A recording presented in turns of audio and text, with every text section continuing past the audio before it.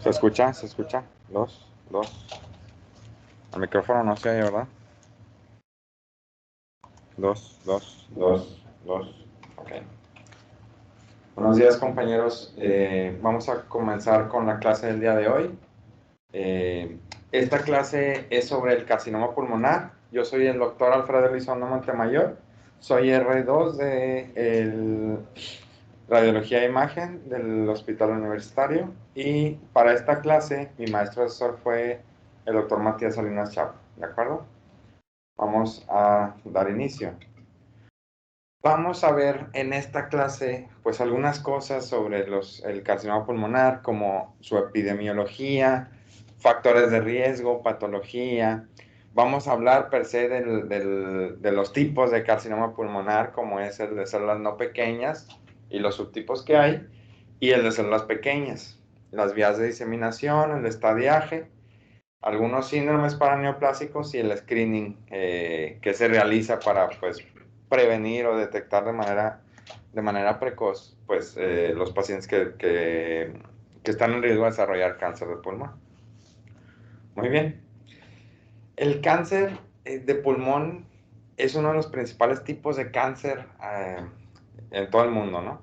Se encuentra, si tomamos en cuenta hombres y mujeres, se encuentra prácticamente en igual prevalencia, ¿sí? Obviamente el cáncer de mama es más prevalente y más incidente en las mujeres, pero si sumamos todos los casos de cáncer de pulmón de hombres y mujeres, prácticamente la incidencia es la misma, ¿sí? Entonces la magnitud de este cáncer es muy grande.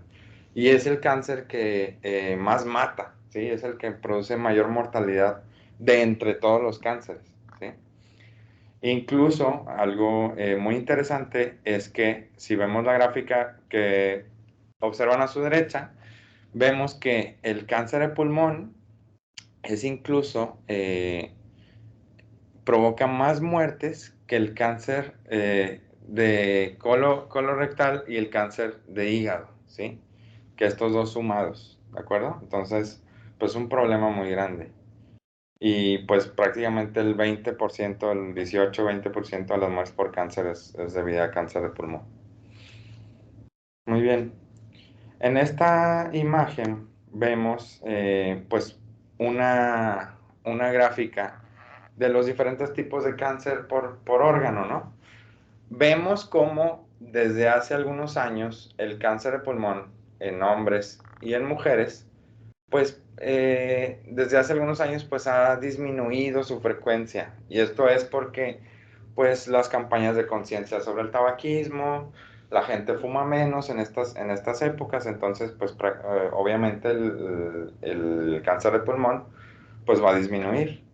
Fíjense en la gráfica del caso de las mujeres, hubo un aumento porque pues hubo un momento en la historia en la que las mujeres comenzaron a fumar más, pero igual, por las campañas de conciencia sobre el tabaquismo, pues esto, la tendencia ahora es a la baja, ¿no? Y en el caso de los subtipos de cáncer de pulmón, pues también el subtipo relacionado con el tabaquismo ha ido a la baja, que es el carcinoma de células escamosas. Vean cómo en los años 70, pues era prácticamente la primera causa de cáncer de pulmón, y ahora no, ahora es el adenocarcinoma. Esto es en el caso de los hombres, ¿sí?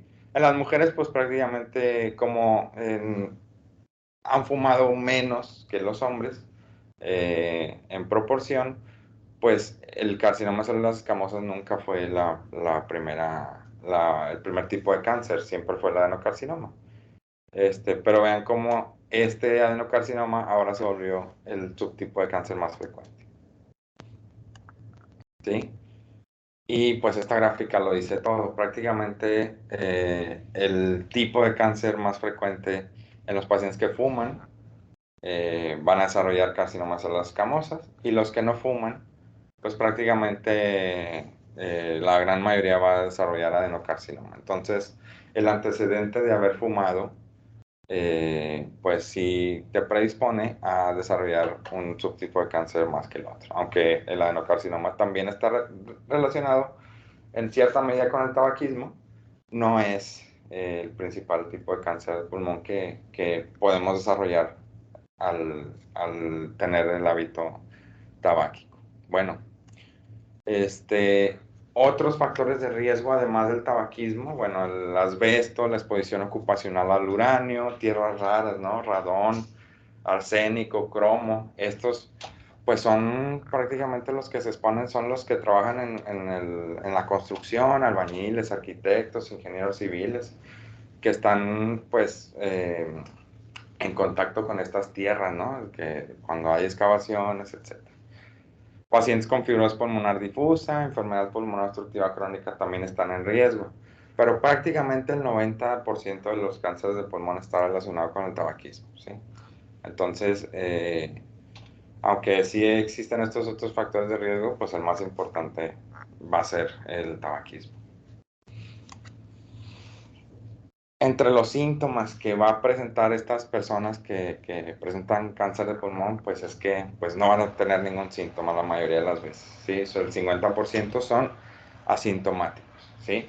Puede haber tos crónica, disnea, van a ser síntomas inespecíficos, a lo mejor se va a confundir, a lo mejor el paciente va a desarrollar una neumonía o neumonías de repetición, disnea, el paciente va a presentar hemoptisis, pero pues estos síntomas no te orientan a nada y como el 50% prácticamente o más de los pacientes no va a tener síntomas, pues el diagnóstico se va a atrasar, ¿sí? Entonces vamos a detectar estos cánceres pues prácticamente en etapas avanzadas, que es lo común, lo que en realidad pasa, ¿de acuerdo? Entonces, dependiendo, por ejemplo, el sitio afectado, pues es el síntoma que vamos a presentar. Si es un tumor, pues, si es un tumor más central, un tumor en los cilios, en los bronquios, pues obviamente el paciente va a tener tos, va a tener hemoptisis. Si el paciente tiene un tumor más periférico, pues obviamente va a tener dolor torácico pleurítico, tos, pero van a ser síntomas inespecíficos. ¿De acuerdo? Algunos síndromes paraneoplásicos, pues los cánceres de pulmón pueden producir hormonas, algunos péptidos que tienen alguna función fisiológica dentro del cuerpo, como el síndrome de secreción inadecuada de hormona antidiurética, que es el más característico del cáncer de pulmón en células pequeñas. Algunos otros que vamos a presentar son estos que les muestro en la pantalla, ¿sí? Que son los dedos con acropaquia, ¿sí? O dedos en palillo de tambor, muy característico de los pacientes que tienen cáncer de pulmón, y la osteoartropatía hipertrófica pulmonar en el carcinoma de células escamosas, ¿sí? Pues es un síndrome que va a causar reacción perióstica en los huesos largos en los pacientes que presentan cáncer de pulmón, y no necesariamente tiene que haber una lesión ósea subyacente para que haya eh, esta reacción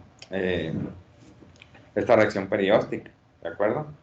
Se va a observar en metáfisis y diáfisis de los huesos largos del esqueleto apendicular. Bueno, hablando ya de los subtipos histológicos de cáncer, pues vamos a tener que el 80% es de células no pequeñas y el 20% es de células pequeñas, ¿sí? De este grupo de células no pequeñas, lo vamos a dividir en tres. El carcinoma de células escamosas, el adenocarcinoma y el de células grandes, ¿sí? Obviamente, el más frecuente de todos es el adenocarcinoma.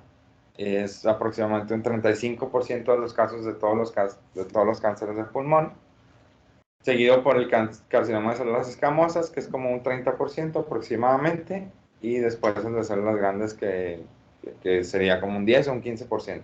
Esto es más raro. Y el carcinoma de células pequeñas, pues que es aproximadamente, representa un 20% de los casos de cáncer de pulmón, y es pues uno de los más agresivos entre todos estos, ¿de acuerdo? Obviamente el diagnóstico de los cánceres de pulmón, podemos nosotros usar las técnicas de imagen para poder decir si una lesión es maligna o no, o sugerir que una lesión es maligna o no, pero nosotros no hacemos un diagnóstico histopatológico, lo hace el patólogo. Entonces, hay algunas características que algunos subtipos de cáncer radiológicamente tienen, pero, pero es nada más para sugerir un probable diagnóstico, ¿sí? Porque incluso los diferentes tipos de cáncer pueden producir prácticamente los mismos patrones radiológicos. Hay unos patrones que se repiten más frecuentemente en cierto subtipo que en otro, pero el diagnóstico se hace por histopatología. ¿De acuerdo? Bueno, para esta clase yo quise poner esta diapositiva porque los R1 todavía no han llevado la clase de diccionario de Freshnel. Léanla porque es muy importante para poder, para poder describir las diferentes lesiones que vamos a encontrar en el tórax, ¿no? En la radiología de tórax. Y es muy importante que ustedes comiencen a describir pues lesiones que van a comenzar a ver durante este año, ¿de acuerdo? Bueno, y vamos a comenzar a ver los subtipos de cáncer de pulmón. El adenocarcinoma es el subtipo histológico más común de cáncer de pulmón, ¿sí? Es un carcinoma de células no pequeñas y pues es un tumor con diferenciación glandular, por eso se llama adenocarcinoma. Puede expresar diferentes patrones y grados de diferenciación y puede llegar a presentar algunos síntomas tempranos como disnea leve, dolor pleurítico, tos crónica y hemoptisis en estados más tardíos. Estos tumores, como lo vemos aquí en la imagen de patología macroscópica, suelen ser tumores periféricos, ¿sí? O sea, es una característica que nos puede orientar a sugerir que sea un adenocarcinoma.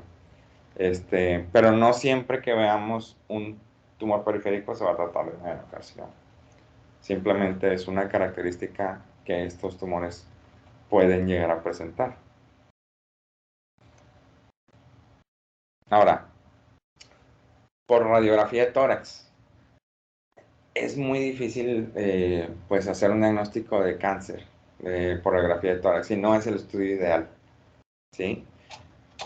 Hay lesiones que pues nos pueden orientar, ¿sí? Vemos en su imagen en una proyección posterior anterior de tórax, vemos que es una paciente femenina, vemos hacia los ápices pulmonares pues esta radiopacidad que la vemos como en vidrio espulido, a lo mejor algunas espículas pequeñas que nos pueden orientar a que el paciente esté cursando con algún proceso maligno, ¿sí? Vemos otro ejemplo del otro lado, hacia las bases del pulmón derecho, una masa, no sabemos cuánto mide, pero pues se ve grandecita, una masa especulada, radiopaca, con una apariencia en vidrio espulido también, con espículas. Nos pueden sugerir que el paciente esté cursando con un proceso neoplásico, pero no es, pues el abordaje estaría incompleto si nos quedamos con una radiografía de tórax. ¿Sí? El adenocarcinoma, pues, tiene diferentes estadios, ¿sí?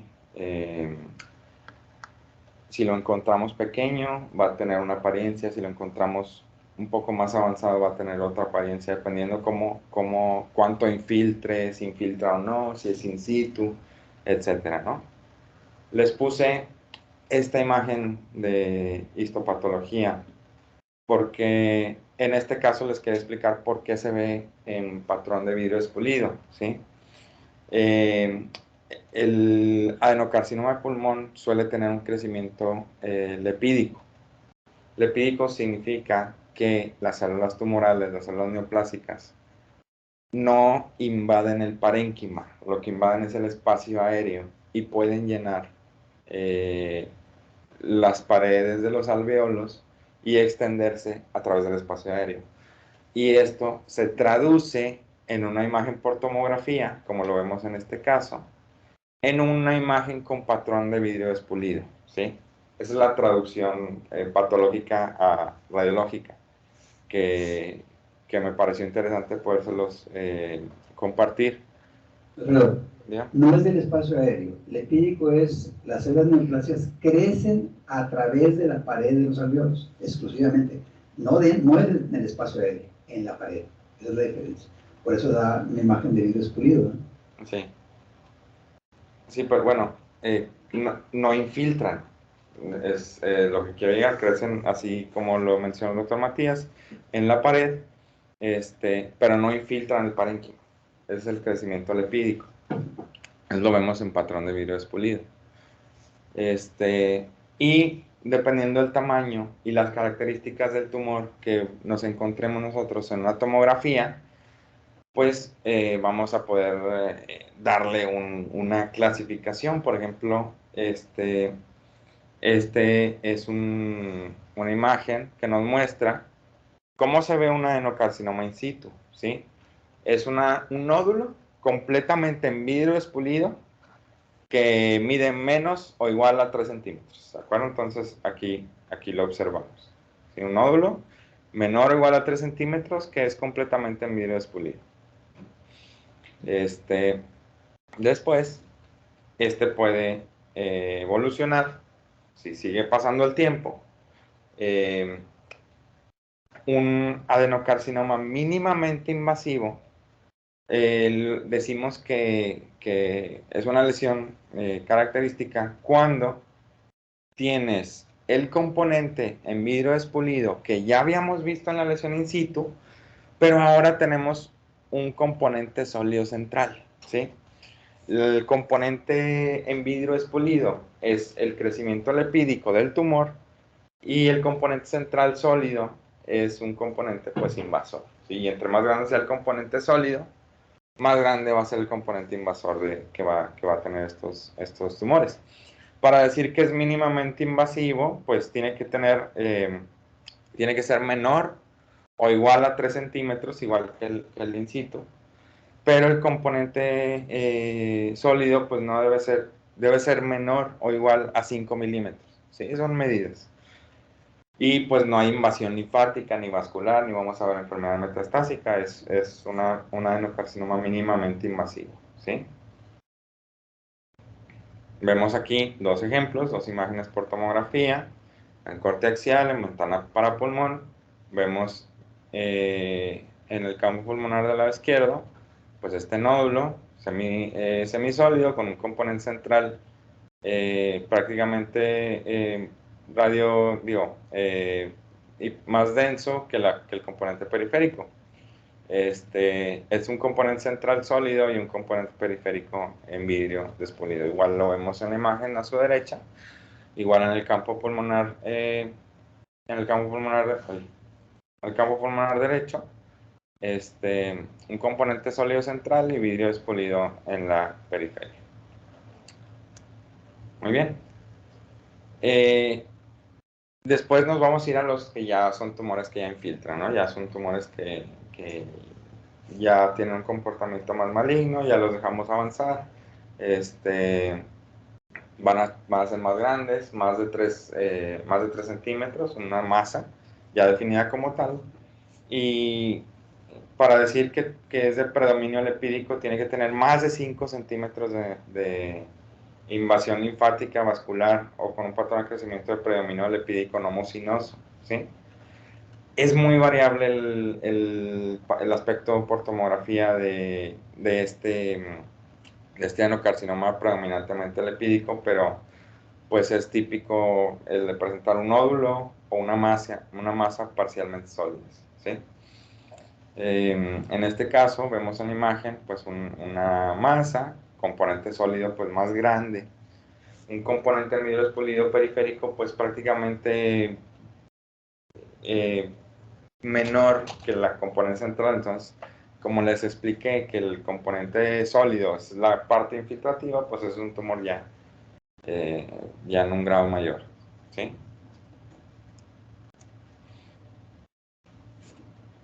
Por ejemplo, aquí tenemos otros ejemplos, ¿sí? En la imagen que vemos a su izquierda encontramos pues una masa que tiene pues un componente central sólido, componente periférico pequeño en vidrio espulido, tiene espiculaciones, tiene en su interior algunas lucencias quísticas, parecen como pequeños quistes en su interior, que esto lo vamos a ver después, que es un factor de buen pronóstico, y algunos nodulitos satélites. Sí, esto es pues ya un adenocarcinoma que ya es invasor. Y en la imagen de la derecha también encontramos aquí a nivel de la língula una masa irregular, también con algunas espiculaciones, lucencias quísticas en su interior, y en este caso pues no hay nódulos satélites como en este otro. Aquí estas son características que nos sugieren que estamos hablando de un adenocarcinoma periférico, eh, algo de patrón en vidrio espulido, un componente sólido, lucencias quísticas y algunas espiculaciones, ¿sí?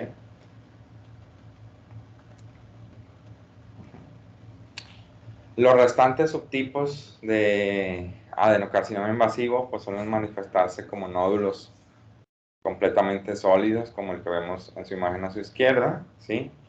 Pero también pueden ser subsólidos, pueden tener un componente en vidrio espulido más grande, invasión linfangítica, pueden ocasionar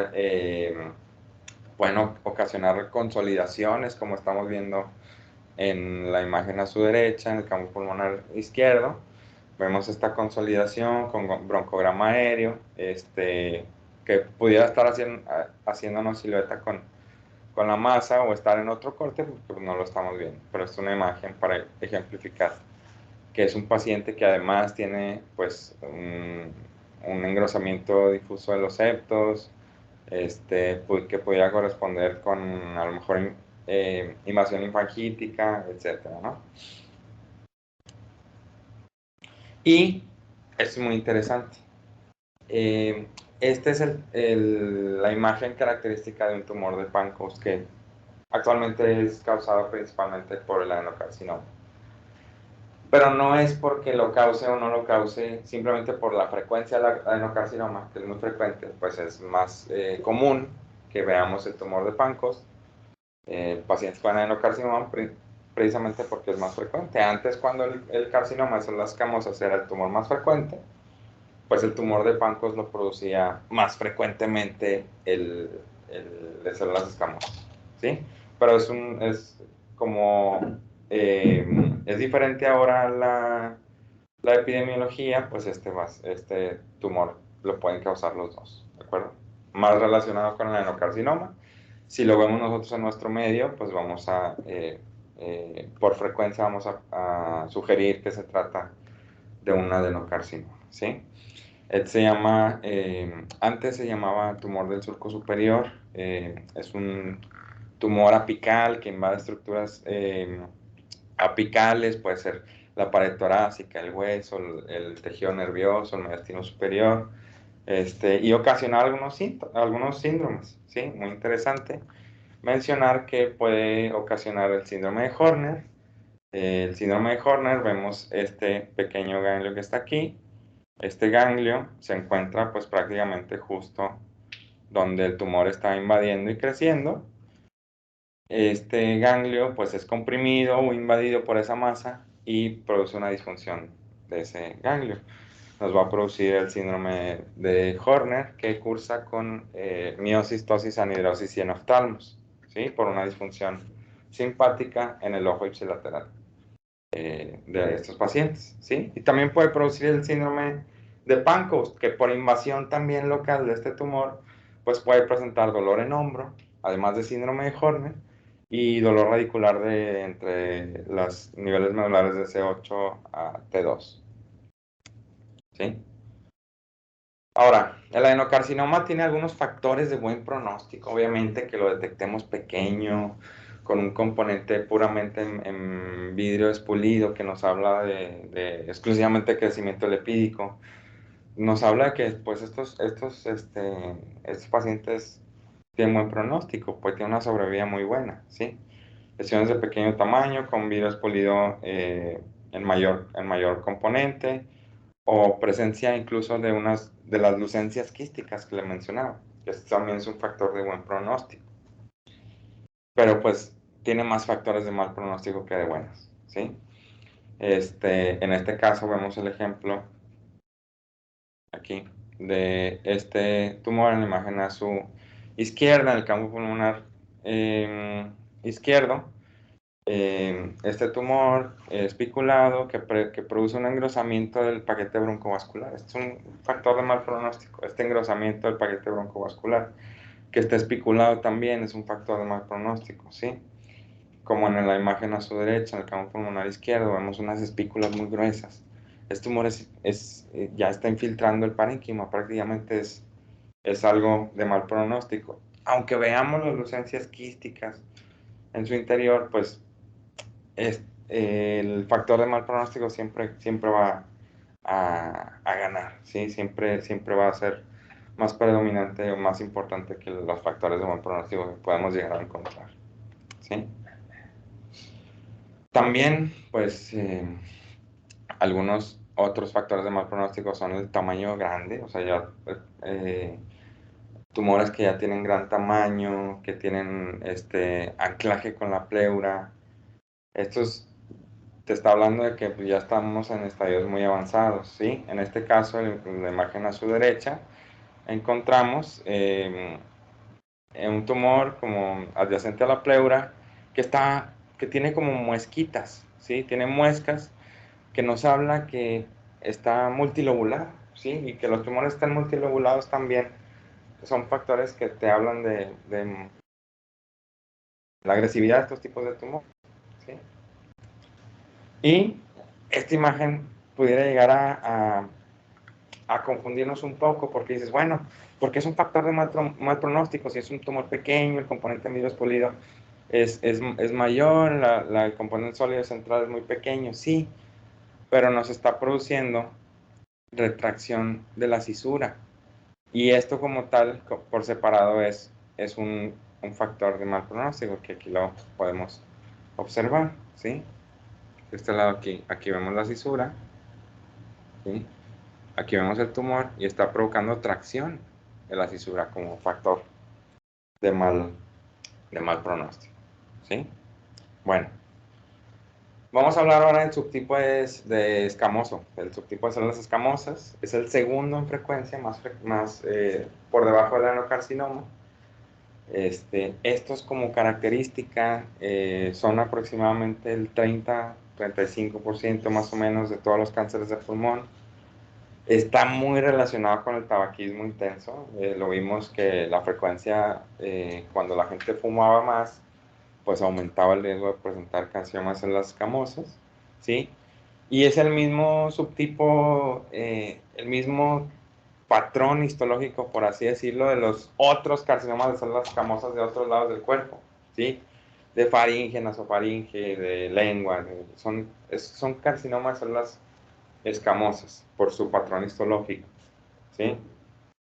Y puede incluso llegar a compartir algunas características con algunas metástasis de otros carcinomas de células escamosas de otros lados del cuerpo, ¿sí?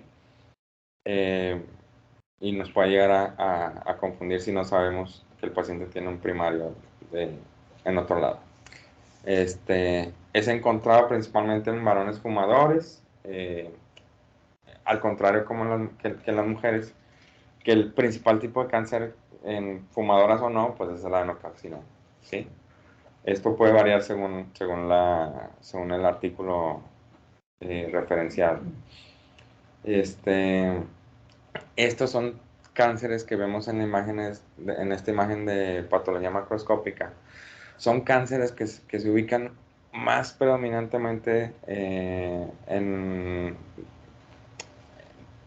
central, ¿sí? En los bronquios, bronquiolos, de predominio central. Precisamente porque cuando una persona tiene el hábito del hábito tabáquico, ocurre en la tráquea, bronquios, bronquiolos, una metaplasia escamosa, ¿sí? Esta metaplasia escamosa puede ocasionar una transformación maligna de estas células y convertirse en un cáncer de células escamosas. Pero ¿dónde ocurre esta metaplasia? De manera central, en tráquea, bronquios, bronquiolos, y por eso lo vamos a ver más frecuentemente pues, en las vías respiratorias centrales, ¿no? Sí. Muy bien. Radiológicamente, pues vamos a ver eso, sí, vamos a ver tumores centrales, vamos a ver compresiones de la vía aérea que nos condicionen otras cosas dentro de los estudios de imagen, por ejemplo. Este es un signo bastante característico. Aquí, en esta radiografía, en proyección posterior anterior, encontramos a nivel del ilio, del lado derecho, pues una radiopacidad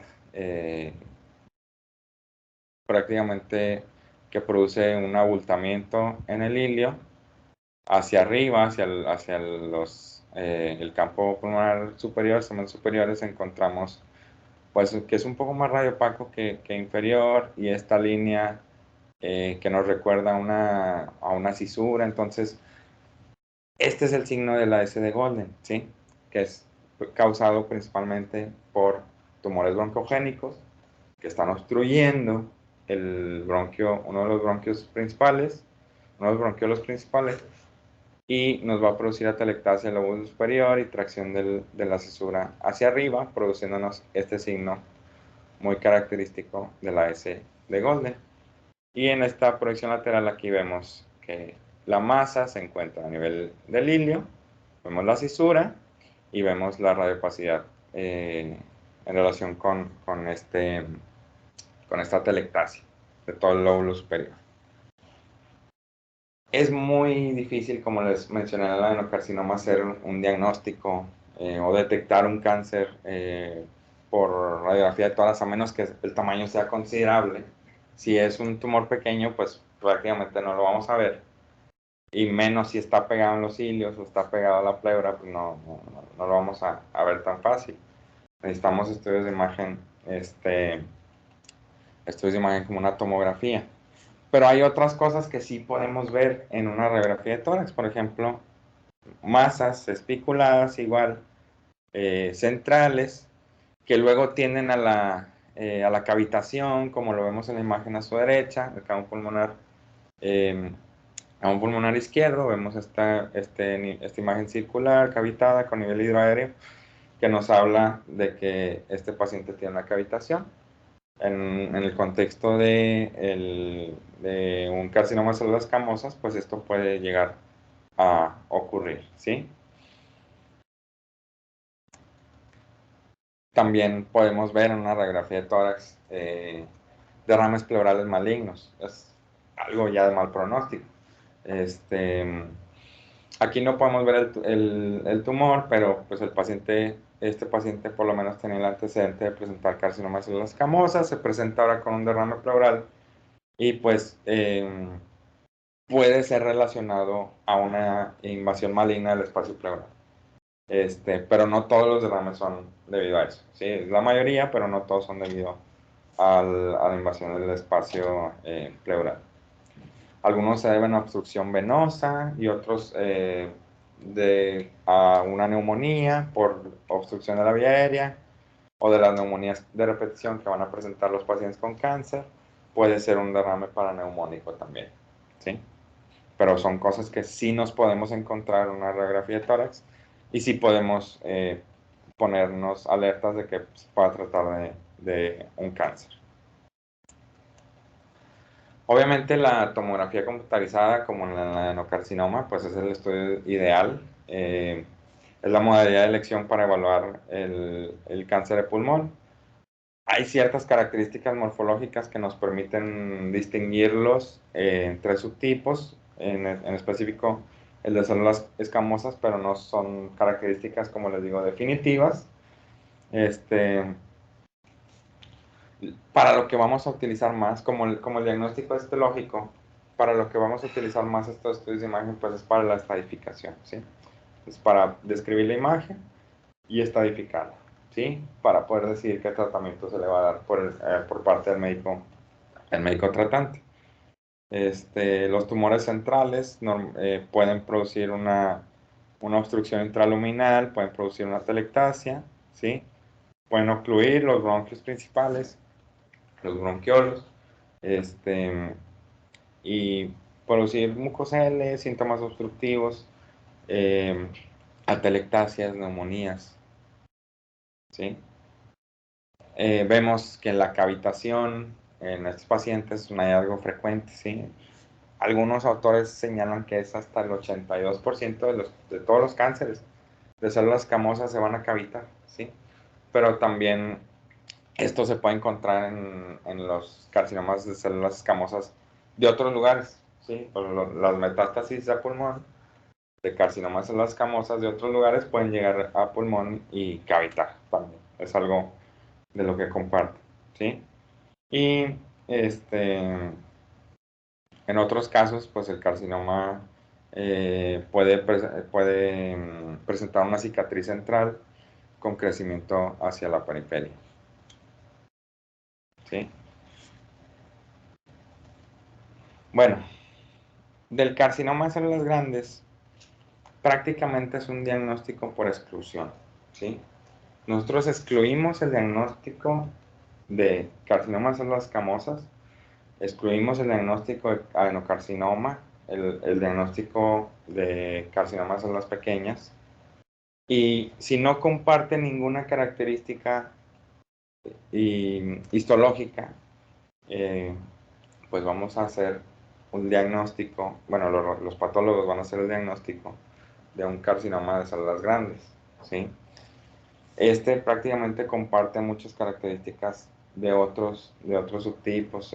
Vemos que suelen presentarse como masas periféricas con atenuación sólida. Podemos pensar, bueno, es periférico, a lo mejor algo que venga de la pleura, a lo mejor un adenocarcinoma. Son tumores que suelen tener crecimiento rápido y que solemos ver ya en estadios más avanzados porque tienen metástasis muy precoz en la evolución de la enfermedad. Pero el diagnóstico se hace al momento de extraer la lesión o hacerle una biopsia. Ven los patólogos que no hay características de ninguno de los otros tipos de cáncer más frecuentes. Hacemos el diagnóstico de carcinoma de células grandes, ¿sí? Y el último subtipo que vamos a ver, pues es el de células pequeñas. Este es un tumor terrible, ¿sí? Es pues prácticamente es muy agresivo, ¿sí? Cuando lo detectamos ya en etapas muy avanzadas y su pronóstico es muy malo. Se conoce también como un carcinoma de células en avena o carcinoma de células pequeñas. Y debido a que es más agresivo, o sea, tiene muchas características que lo vuelven de peor pronóstico. Cuando revisamos una tomografía y hacemos el estadiaje de estos cánceres y luego sabemos que es un carcinoma de células pequeñas, el estadiaje se hace igual. Sin embargo, el tratamiento es diferente, es más agresivo el tratamiento, precisamente porque estos tipos de cánceres son más agresivos, ¿sí? Tenía un estadiaje aparte, tenía un estadiaje para este solo tipo de cáncer, pero desde el 2003, si mal no recuerdo, ambos subtipos, el de células no pequeñas y pequeñas, estarían igual. Se tratan diferentes según el estadio, pero se estarían por tomografía de manera igual. Estos tipos de cánceres están muy relacionados con el tabaquismo, ¿sí? Y son tumores neuroendocrinos, pueden producir hormonas. Esto nos va a producir estos síndromes paraneoplásicos raros, como el síndrome de secreción inadecuada de hormona tiroidética, ¿sí? O producir hormona paratiroidea y que el paciente se presente con hipercalcemia, debilidad, etcétera, ¿no? Entonces, son los más relacionados a síndromes paraneoplásicos.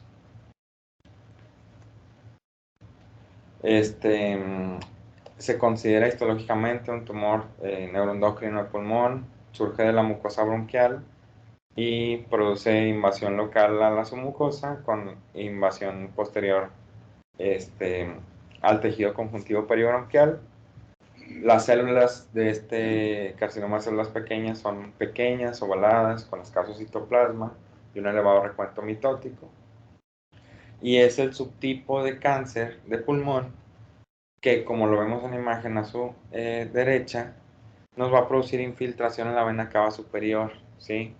Vemos como la vena cava superior está pues prácticamente trombosada, es un trombo tumoral, obstrucción de la vena cava superior, síndrome de la vena cava superior, como lo vimos en la clase de mi compañero el doctor Erabi.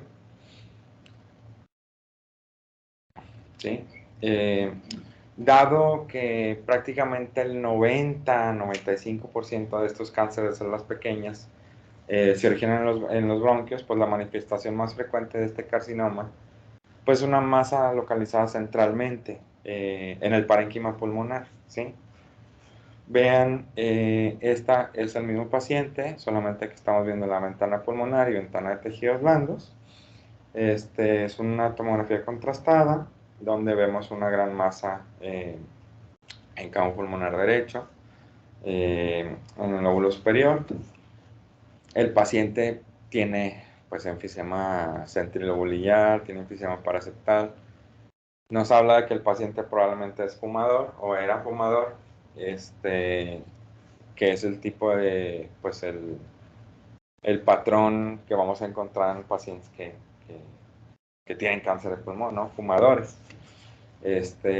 Vemos como en la imagen de tejidos blandos, en la tomografía de ventana de tejidos blandos, vemos que es hipodenso, el centro hipodenso. Estos tumores de células pequeñas son los que más necrosis dan, ¿sí? Entonces los vamos a ver hipodensos, centrales, grandes al principio, que invaden ya, como lo vemos en la imagen, invaden ganglios mediastinales, ¿sí? Son tumores de crecimiento muy rápido. Y como crecen muy rápido, pueden llegar a necrosarse muy fácilmente. ¿De acuerdo? ¿Sí? También podemos ver una masa mediastínica, ¿sí? Que afecta al menos un hilio. Aquí está. Es una masa mediastínica. En la radiografía de tórax, en la proyección posterior anterior, muestra un marcado engrosamiento de la franja paratraqueal derecha. Nos puede sugerir que sea una linfadenopatía mediastínica o una masa mediastínica, ¿sí? Puede ser cualquiera de las dos por la topografía. Y la imagen a su derecha muestra también que hay una masa con densidad de partes blandas en el mediastino del lado derecho, ¿sí? Aunque no se, en este paciente se menciona que no se identificaron lesiones pulmonares, pues esto se le realiza una biopsia y esto es esta es la masa tumoral, el carcinoma de células pequeñas que se encontró en este paciente.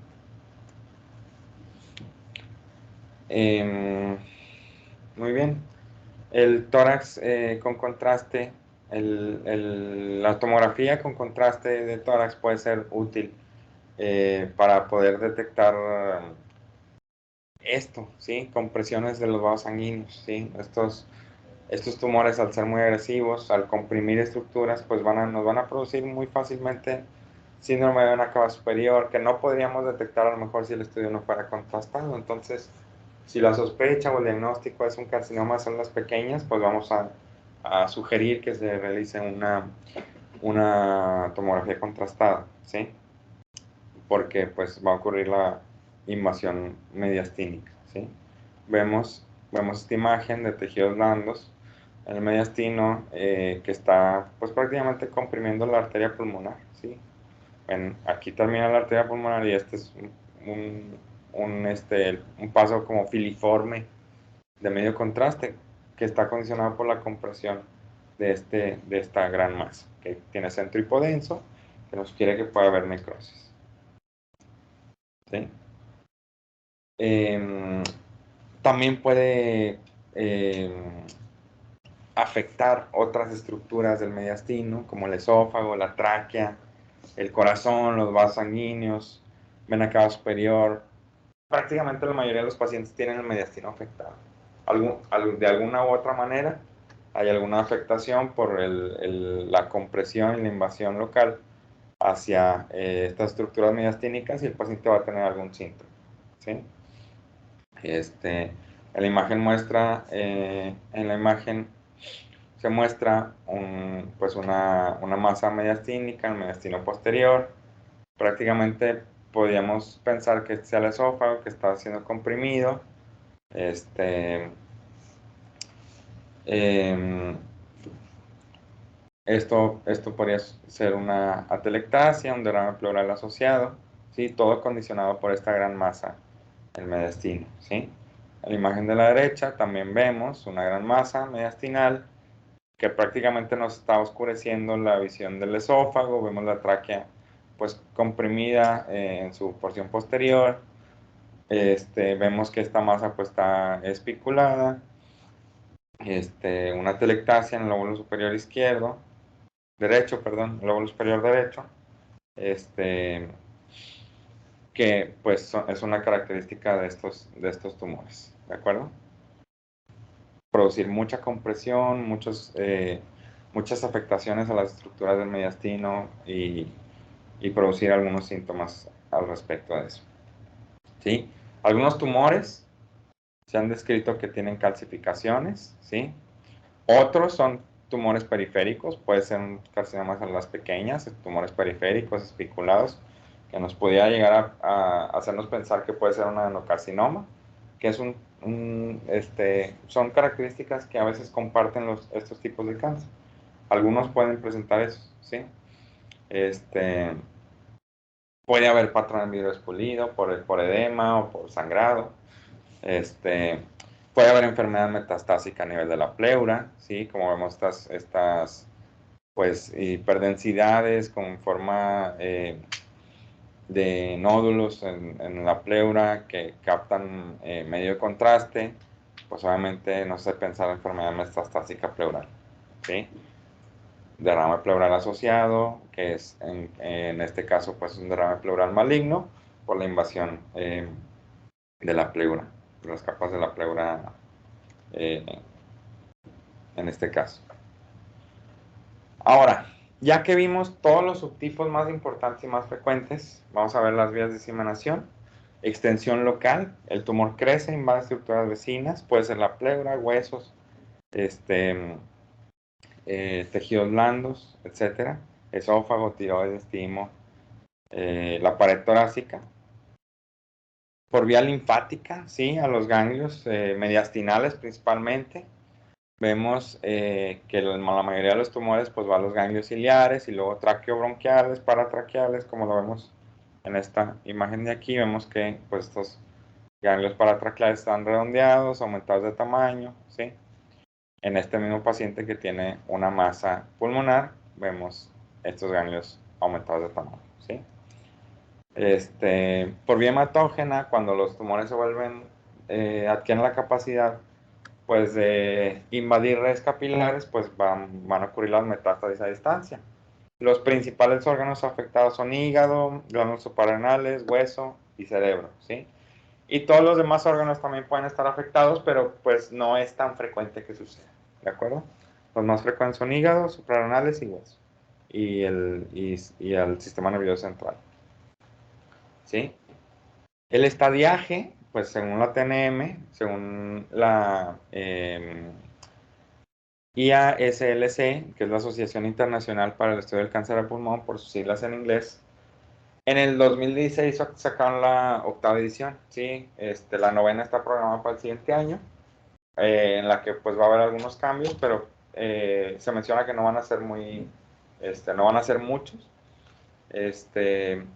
Previamente separábamos el cáncer de células pequeñas y no pequeñas en dos, pero ahora lo hacemos junto, desde el 2013, lo que es diferente del tratamiento según el estadio, ¿sí? Van a recibir un tratamiento diferente los de no pequeñas y los de células pequeñas. Tenemos obviamente la clasificación que conocemos de la TNM, TX, T0 y TI, pues son los estadios iniciales. TX es que hay tumor en esputo, hay células tumorales en el esputo, pero no hay evidencia de que haya enfermedad tumoral en estudios de imagen o en broncoscopía. T0 es que no hay evidencia de tumor. TI es un carcinoma in situ. Vemos que el T1 está pues por tamaño. El T1A mi es mínimamente invasivo, lo que les comentaba al principio. T1A menos o igual a 1 centímetro. Vemos un ejemplo de un tumor pues muy pequeñito, menor a 1 centímetro. T1B, un tumor un poco más grande, entre mayor de 1 y menor o igual a 2 centímetros. Y T1C, pues mayor a 2 centímetros, pero menor o igual a 3 centímetros, ¿sí? El T2, aquí empiezan las definiciones. Puede ser por tamaño o puede ser porque afecte alguna estructura, ¿sí? Por ejemplo, los T2 son tumores que miden más de 3 centímetros, pero menor o igual a 5, o que invaden el bronquio principal sin invadir la carina, ¿sí? Sin importar la distancia que haya entre uno y otro, entre la carina y la zona de invasión del bronquio principal, ¿sí? Puede haber también invasión pleural y lo consideramos T2. Podemos ver atelectasias o neumonías posobstructivas y también poderlo clasificar como T2. Por tamaño, por esas características. T2A, por tamaño lo clasificamos como mayor de 3 y menor o igual a 4 centímetros. Y T2B como mayor a 4 y menor o igual a 5 centímetros. ¿Sí? Vemos aquí imágenes representativas. Vemos aquí imágenes representativas, cómo lo clasificamos por tamaño. Si invade un bronquio principal, no importa si estamos muy cerquita o muy lejos de la carina, si produce atelectasias, atelectasias por obstrucción de la vía aérea o simplemente por tamaño. Como vemos en esta imagen, pues hay una obstrucción de esta gran masa hacia el bronquio del lado derecho, pues solamente es un T2, ¿de acuerdo? Es una característica de un T2. T3 puede ser por tamaño también o por invasión de estructuras. El T3 lo vamos a clasificar como con una medida mayor a 5 y menor o igual a 7 centímetros, o un tumor de cualquier tamaño, pero que invada la pared torácica, el pericardio, el nervio frénico, o que tenga nódulos satélites en el mismo lóbulo, ¿sí? Puede ser de cualquier tamaño, tiene estas características, es un T3. Vemos aquí en esta imagen, por ejemplo, esta masa, no sabemos cuánto mide, tendríamos que medirla para saber si por medida nos da, pero vean, el hemidiafragma derecho está más elevado que el hemidiafragma izquierdo. Esto nos puede estar hablando en un paciente con cáncer de pulmón, que hay una invasión al nervio frénico, que tiene una parálisis del hemidiafragma, y esto ya lo consideramos T3, incluso si este tumor fuera más pequeño de lo que vemos. ¿De acuerdo? Eso es algo importante que tenemos que conocer. Y T4, pues cualquier tumor mayor a 7 en cualquier dimensión,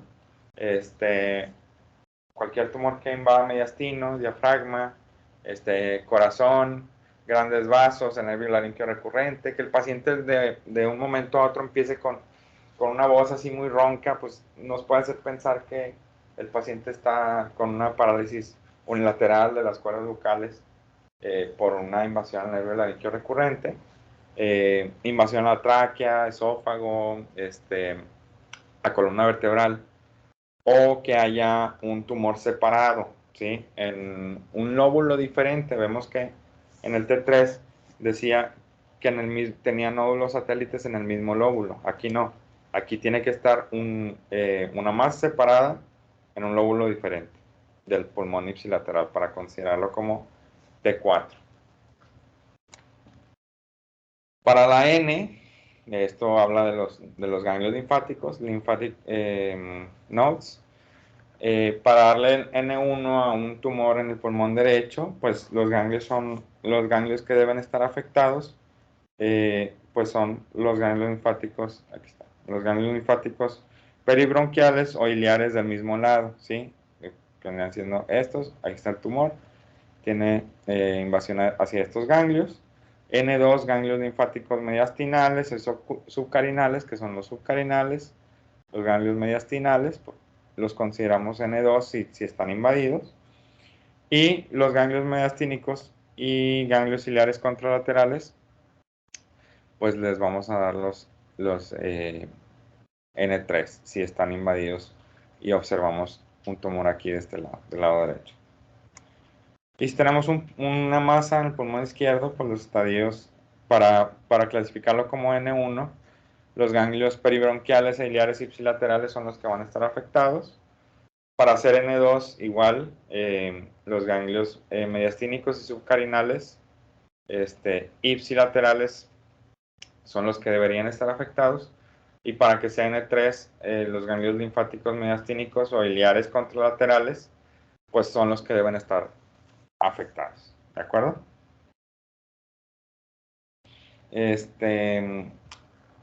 Para las metástasis, pues indicar dónde y cuántas hay.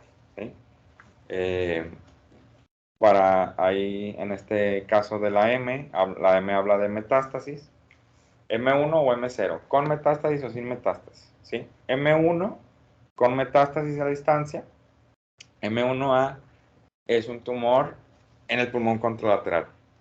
Vimos que T3 era un óvulo satélite en el mismo lóbulo. T4 era una masa en el mismo pulmón, diferente a la masa primaria.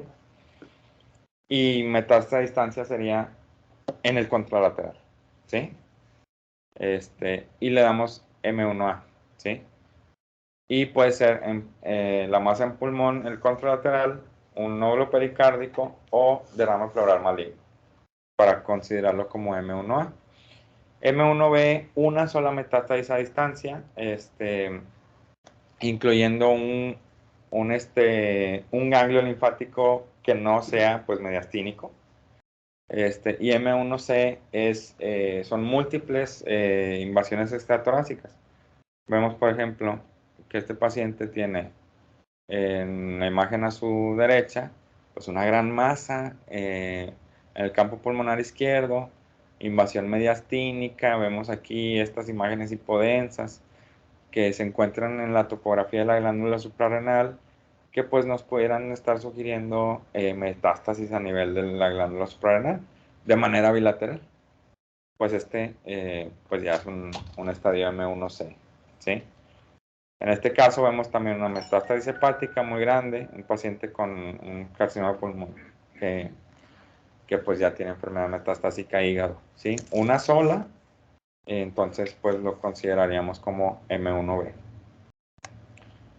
Este TNM nos sirve para estadificar a estos pacientes, ver en qué estadio clínico están, ver su pronóstico, su supervivencia 5 años con el tratamiento. Ven que pues un estadio muy avanzado pues prácticamente es de 0 la supervivencia a 5 años, pero estadios iniciales pues es del 92, 95%, es muy bueno el pronóstico, dependiendo del subtipo, claro, pero para esto nos sirve. Y ya con estos estadios nosotros podemos decirle, bueno, según nuestros hallazgos por tomografía, por estudios de imagen, pues podemos decirle al médico tratante que estamos ante un paciente en estadio, por ejemplo, 3C, ¿sí? Y el médico, bueno, un tumor en el estadio clínico 3C es este tratamiento, ¿sí? O este otro, o radioterapia, o quimioterapia, etc. ¿Sí? Pero pues no queremos llegar a eso, queremos detectarlos antes, ¿sí? Vamos, hay unas recomendaciones para hacer screening de cáncer de pulmón, ¿sí? En Estados Unidos, la USPSTF, por sus siglas en inglés, se recomienda realizar un screening con TAC de tórax de baja dosis.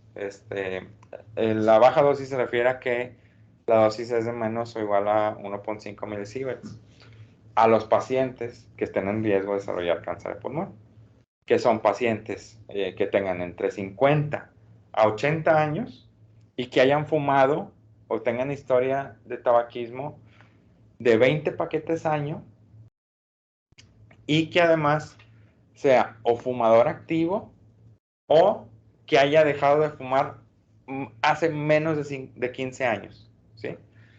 Para hacerle el screening a estos pacientes, pues debe cumplir con estos criterios para que se pueda beneficiar del screening, ¿sí?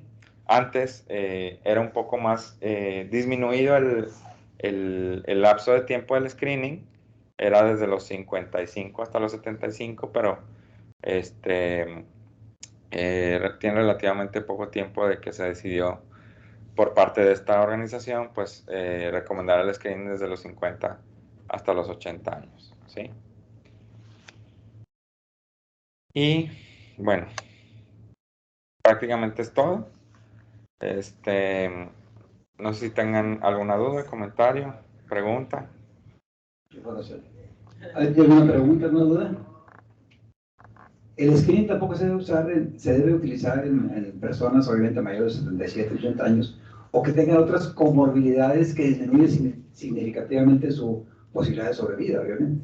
El objetivo es detectar tumores que se encuentren en la etapa 1, menores de 3 centímetros, que sabemos que tienen una sobrevida que va del 75 al 92, 95%, que ese es el enfoque principal.